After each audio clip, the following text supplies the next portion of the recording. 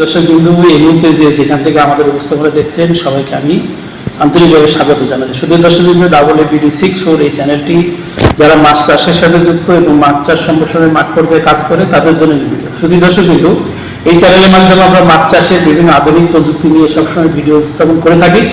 তবে আজকে আমরা একটা ব্যতিক্রম বিষয় নিয়ে আলোচনা করব। আমি মালয়েশিয়াতে আসছি, মালয়েশিয়ার কুয়ালালামপুরে আসছি।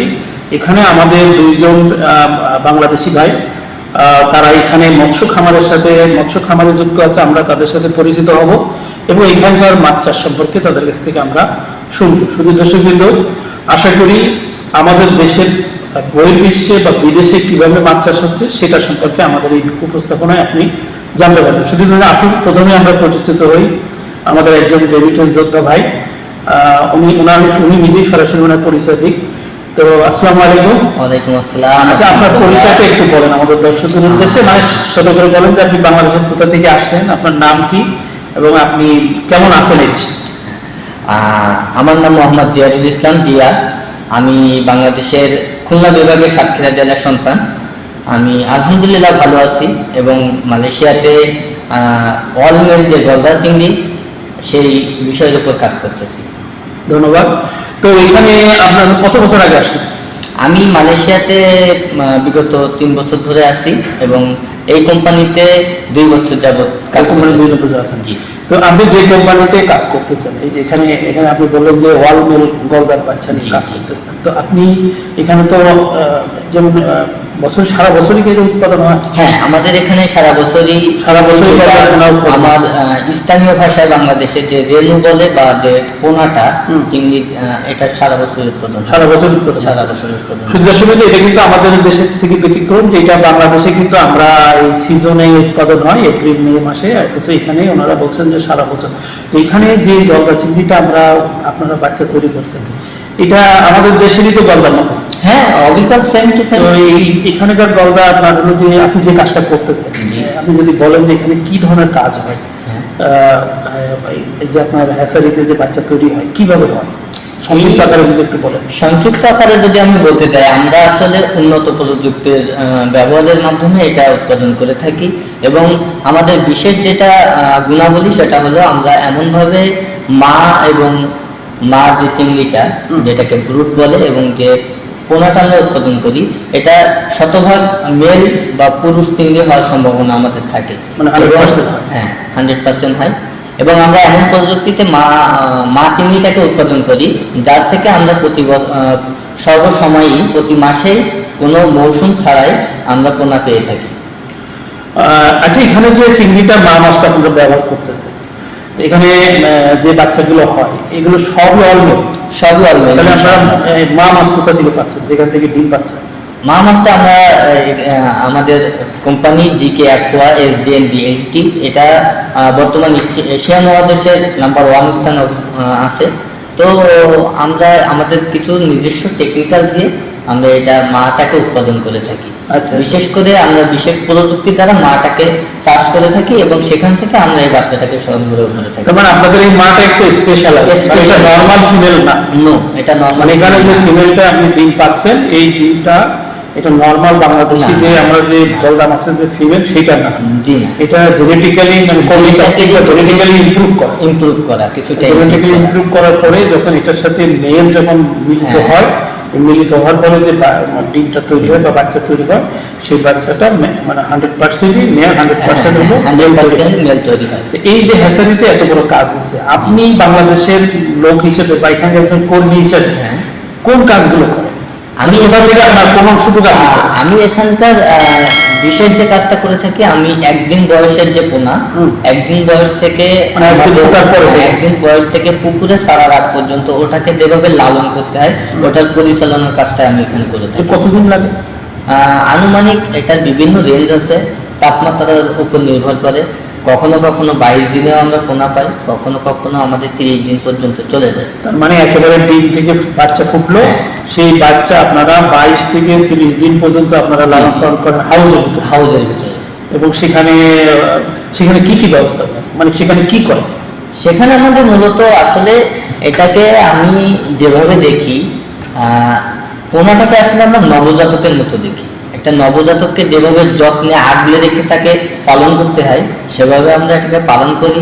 এবং এর পানি পরিবর্তন করা, পানি পরিবর্তন একটা কাজ, পানি পরিবর্তন করা, তার তাপমাত্রা নিয়ন্ত্রণ করা, যে তাপমাত্রা কখনো বেশি হয়ে যাচ্ছে কিনা, কখনো কম হয়ে যাচ্ছে কিনা। কেননা যদি কম তাপমাত্রা থাকে তাইলে এখানে কোন তাপমাত্রাটা ভালো, মানে কোন অংশটা রাখতে চান? আমরা এখানে স্বাভাবিকলি 28 থেকে 32 ডিগ্রি, 28 থেকে 32 ভিতর মেইনটেইন। আচ্ছা, তাহলে তাপমাত্রা মেইনটেইন একটা কাজ করে। হ্যাঁ, আর কি করেন?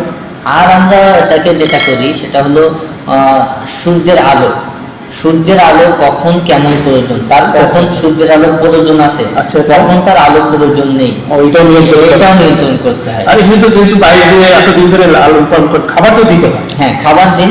কি ধরনের খাবার দেন? এখানে আমরা অ্যাকচুয়ালি আপনার চিংড়ির পোনা উৎপাদনের ক্ষেত্রে তো লাইভ ফিড খাওয়াতে হয়, যেটাকে বাংলাদেশে এক প্রকার আপনার প্ল্যাঙ্কটন বলা হয়। তো ওটা আমরা নির্দিষ্ট একটা প্রসেসের মাধ্যমে উৎপাদন করে থাকি। হ্যাঁ, ওটাতে একটা কালচার আছে, সেটা আমরা প্রদান করে থাকি।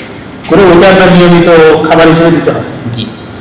তো এই যে খাবার হিসেবে আপনি দিলেন, এছাড়া আর অন্য কোনো খাবার ব্যবহার? এছাড়া অন্য ধরনের খাবার বলতে সেভাবে কোনো কিছুই ব্যবহার করা হয়। কিছু কিছু নির্দিষ্ট কোম্পানির ব্যক্তিগত কিছু মানে মিক্সার খাবারও দেওয়া হয়। মিক্সার খাবারও দেওয়া হয়। তাহলে এইটা আপনার এই যে নিয়মিত পানি, মানে এই যে পানি চেঞ্জ করা, এটা কি প্রতিদিন করা লাগে?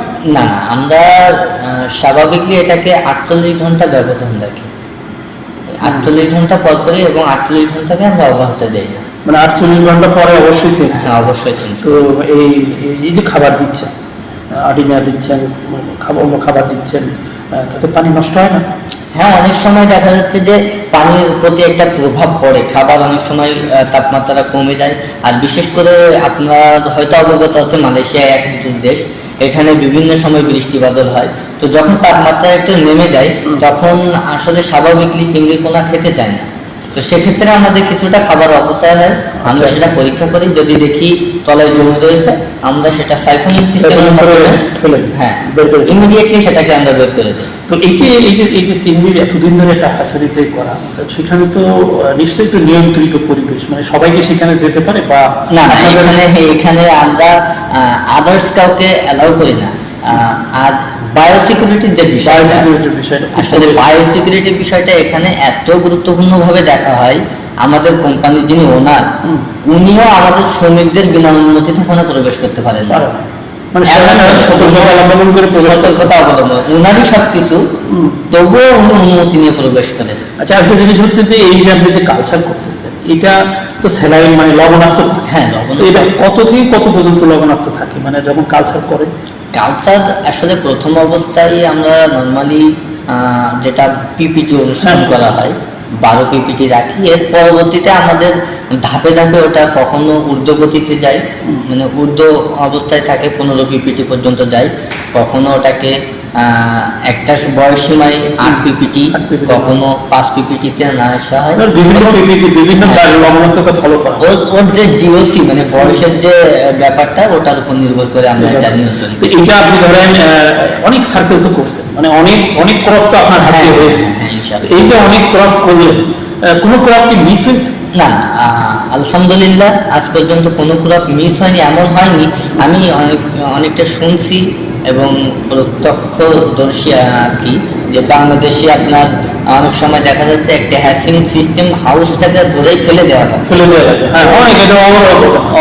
ঘুরতে যা শুনছি, তো আমাদের এরকম কখনো ফেস করতে হয়নি। কখনো এমন হয়েছে যে আমরা একটু ওখান থেকে কম মাত্রায় পেয়েছি। তার মানে আপনাদের যে জিকে যে হ্যাচারি, মানে যে আপনার অ্যাকোয়া যে সেন্টার, এখানে আপনারা খুব সফলতার সাথে এই বাচ্চাটা সারা বছর তৈরি করতেছেন। তো এখানে আপনার হলো যে এই যে চিংড়ি আপনার বাংলাদেশে বাচ্চা তৈরি করতেছেন, এই অভিজ্ঞতা বা এই চিংড়ি আমাদের দেশে মাছ চাষের ক্ষেত্রে কেমন প্রভাব ফেলতে পারে? আমি যেহেতু খুলনা ডিভিশনের মানুষ, আমার সাতক্ষীরা, বাগেরহাট, খুলনা আমার অতি পরিচিত স্থান।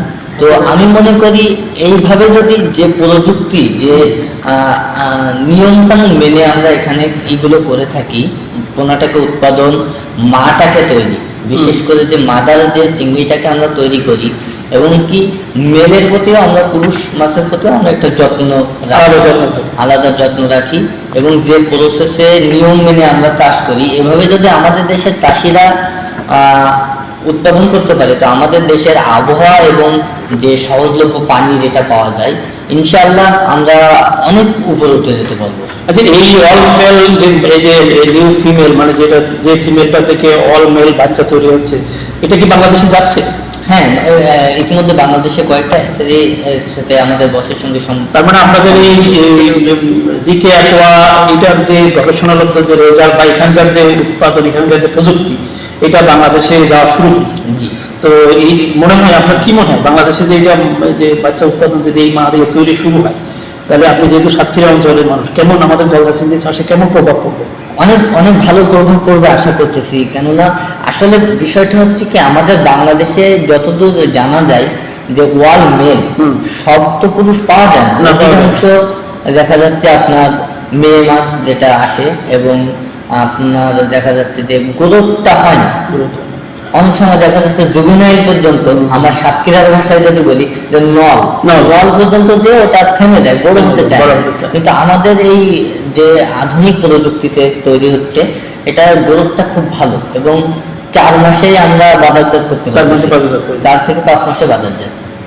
তো শুধু দর্শক, কিন্তু এখানে দেখেন একটা ইন্টারেস্টিং বিষয় হচ্ছে যে আমাদের দেশে যে বাচ্চাটা আমরা গলদা হ্যাচারিতে বা ন্যাচারালি যে বাচ্চাটা আমরা পাই, সেখানে কিন্তু 60%, 70% ফিমেল থাকে, 30% মাত্র মেল থাকে। কিন্তু এখানে আমাদের যে ভাই যে সুন্দর করে বললেন যে এখানে যে বাচ্চাটা তৈরি হয় সব হলো মেল তৈরি হয়। ওনার একটা সুন্দর একটা কাজের সাথে জড়িত, এবং ওনারা মালয়েশিয়ান গভর্নমেন্টের খুব ভালো একটা প্রযুক্তিগত কাজের সাথে জড়িত। এই যে অভিজ্ঞতা, আপনার কি মনে হয় দেশে ফিরে গিয়ে অভিজ্ঞতা কাজে লাগাতে পারবেন? আসলে সেটা আমার ব্যক্তিগত বিষয়টা কেমন, যে কাজে লাগানোর মতো প্রতিষ্ঠান লাগবে। আপনি যে আমার এলাকার ভাষায় একটা কথা বলে, উলবনে কিন্তু মুক্তা ছড়ায় লাভ হবে না। এটা অত্যন্ত একটা ভারী কথা, যে যদি সঠিক প্রযুক্তি, সঠিক ওনার, তাদের যদি ইচ্ছা শক্তি থাকে, ওখানে তো ওই আমি যেটা ব্যক্তিগতভাবে মনে করি যে কবিরাজগত কোনো মন্ত্র এখানে লাগে না। সঠিক সদিচ্ছা এবং সঠিক আপনার পরিচর্যার মাধ্যমে অবশ্যই বাংলাদেশে সম্ভব, এবং আরো ভালোভাবে সম্ভব। শুধু দর্শক, কিন্তু জিয়া ভাই একটা সুন্দর কাজের সাথে যুক্ত। তো এমনি এটা তো আপনার প্রোডাকশনের দিক গেল। আপনি যে মালয়েশিয়াতে আছেন, কেমন আছেন আপনি? সার্বিকভাবে কেমন আছেন? আলহামদুলিল্লাহ, আমি খুবই ভালো। কোম্পানি কেমন বিহেভ করতেছে আপনার? কোম্পানি খুবই ভালো বিহেভ। আসলে অনেক সময় অনেক কিছু জানা যায়, শোনা যায়, কিন্তু আমরা ভালো আছি। অনেকেই ভালো নাই, বর্তমান মালয়েশিয়া একটু উদ্বিগ্ন আর কি।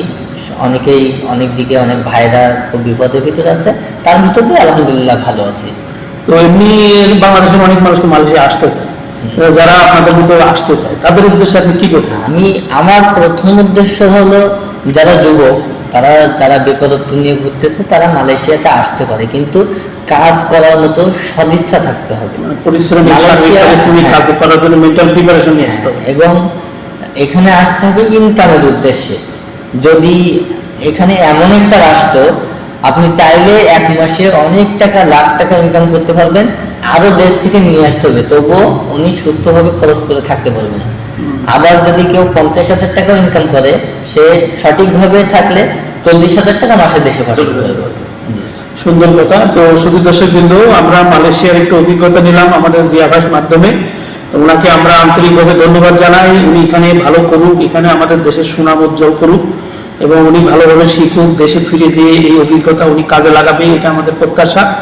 এবং আপনারা যারা এই উপস্থাপনা শুনলেন, এই উপস্থাপনার উপরে যদি আপনাদের কোনো প্রশ্ন থাকে, কমেন্টস বক্সে উল্লেখ করবেন। আমরা জিয়া ভাইয়ের সাথে যোগাযোগ করে আমরা আপনাদের প্রশ্নের উত্তর দেওয়ার চেষ্টা করব। তো যারা ধৈর্য সহকারে আমাদের এই উপস্থাপনা দেখলেন, তাদের সবাইকে ধন্যবাদ জানিয়ে এখনকার উপস্থাপনা এখানে শেষ করছি। আল্লাহ হাফেজ।